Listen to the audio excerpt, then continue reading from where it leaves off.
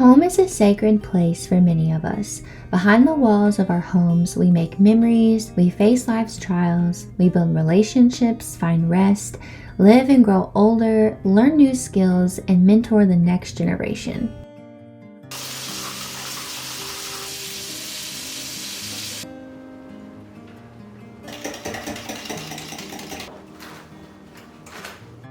The size of our home really has nothing to do with any of it. Whether our children share bedrooms, whether we only have one bathroom, if our yard is non-existent, or the furniture inside has been thrifted and gathered.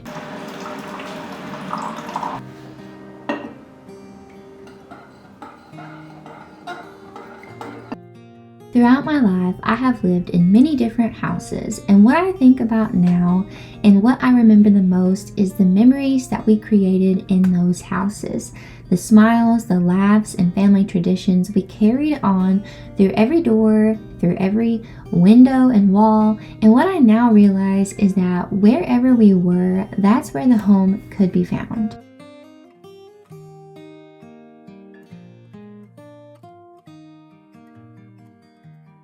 We packed up our things and left the house behind, but we carried the love, the connection, and the memories with us forever.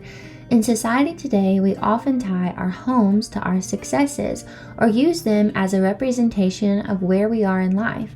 Bigger house equals more success. Smaller house equals less success. We view people's worth this way too, and this week I was reading a new book that really spoke to me. Our worth is what we are born with. It's not tied to our homes, our pocketbooks, or our accomplishments. So how do we forge a path forward where we see our houses as a place to create home inside of them and not a representation of our success or accomplishment in life?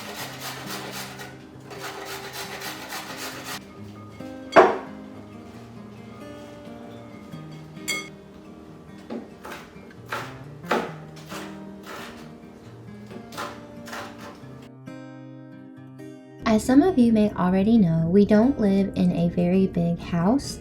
Our house is 3 bedrooms, 2 bathrooms, and roughly 1,200 square feet. And the couple who had our home built it as their downsized retirement home. I came into this house armed and ready with paint swatches, light fixture, and appliance dreams, and endless decorating ideas. While all of that has its place, and I do believe in putting your own touch on your home, I came to understand that all of the paint, thrifted furniture, and items inside this house are just scratching the surface of what it is meant to be and what I truly desire it to be for my family. We can bring in all the quilts, warm undertones, soft lighting, and smelly candles we want.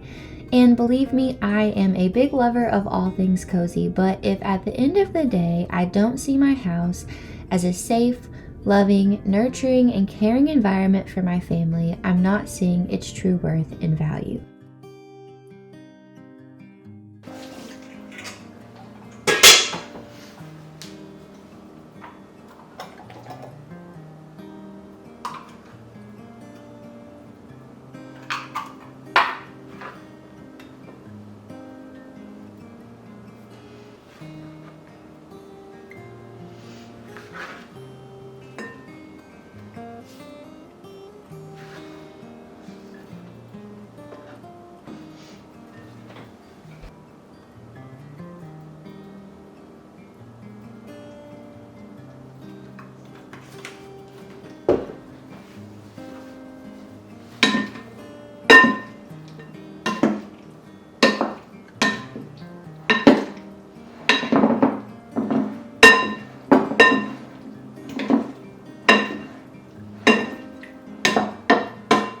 Our houses are square boxes designed to function and serve our needs, but the home is what we create.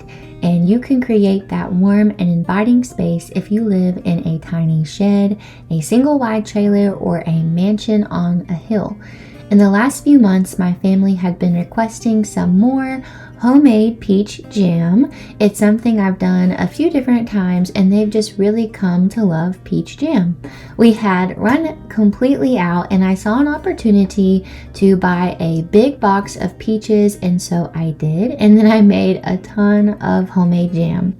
It seems trivial and not that big of a deal, but everything that we choose to do for our family is important.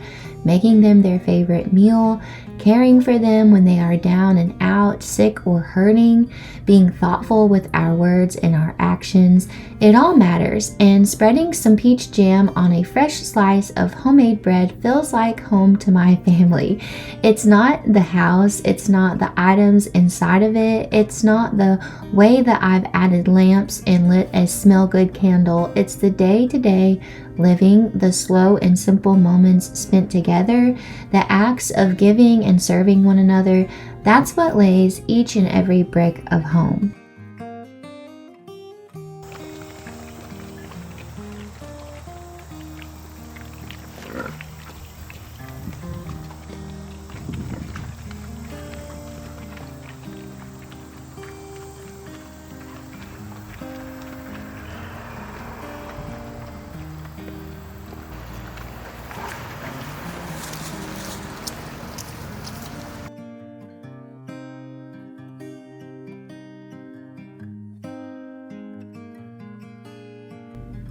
Canning and preserving is something I have had to take in stride. There have been many learning curves and difficulties along the way, and I am still and will always be learning. But I find that challenging and stimulating, and I enjoy the challenge and the satisfaction of knowing that I have created something that will last and be nourishing for my family. My great-grandmother canned everything in sight, grew an amazing garden, and I know many gardeners who can a great deal from what they've grown personally. It's so inspiring to me just to see their skill, the amount of skill, the amount of time and energy it takes to grow and preserve is just amazing to me. But to make this peach jam, I followed the recipe out of the Ball Blue Book of Preserving, which has been so helpful to me. If you are new to canning, this book has just been so great. It has tons and tons of recipes in it for canning. I'll try to link it below if I can. I followed the recipe exactly, except I had to multiply it by 4 because I had 4 total quarts of chopped peaches. So it made a ton of jam for me. The recipe out of the book is 1 quart of finely chopped peaches, pitted and cored, 7.5 cups of sugar, a 1/4 cup of lemon juice, and 1 pouch of liquid pectin. And if you make the 1 quart option, it will give you 8 half pints. And the only thing that I did that is a little different is I did go in with my immersion blender and blended it slightly before I added in the liquid pectin.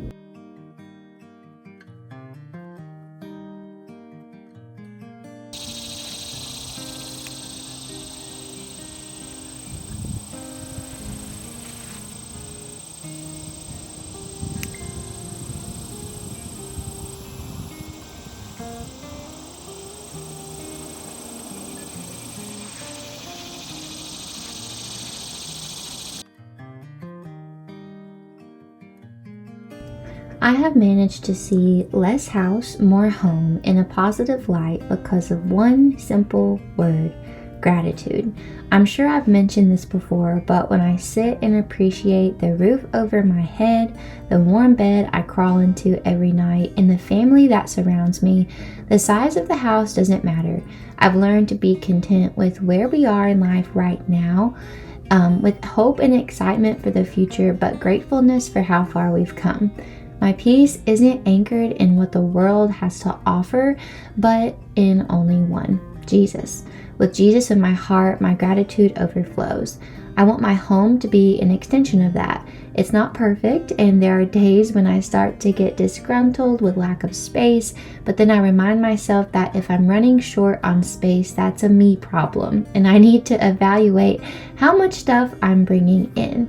I hope y'all enjoyed this week's video on less house, more home. I hope that you can go and create home within your house through just being present and active with your loved ones and friends, creating lifelong memories and experiences that you will cherish forever. I'll see you all next week.